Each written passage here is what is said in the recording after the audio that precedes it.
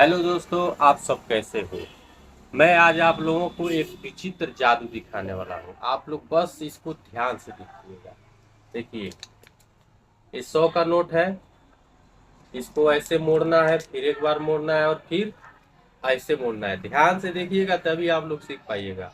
और इसको हाथ में देखिए ऐसे रखना है, ऐसे मुट्ठी बांधना है और उंगली ऐसे ऊपर उठा लेना है और इसको हिलाना है।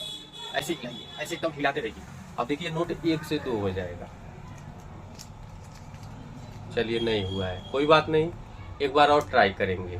ठीक है, आप लोग बस इसको ध्यान से देखिए। ध्यान से आप लोग देखिएगा तभी समझ पाइएगा। फिर इसको हाथ में रखिए, ऐसे मुट्ठी बंद कीजिए, उंगली उठाइए और इसको हिलाइए। कोई बात नहीं, नहीं हुआ, कोई बात नहीं, शायद हिलाने में दिक्कत हो रहा है। अभी इसको मैं तेज हिलाना है। फिर एक बार और करेंगे। इसको ऐसे मोड़िए, फिर ऐसे हाथ कीजिए, ऐसे रखिए, पकड़िए, उंगली उठाइए और काफी जोर से ऐसे हिलाइए। अभी देखिए क्या हुआ, नोट डबल नहीं हुआ। कैसा लगा मेरा मजाक। अबे साले।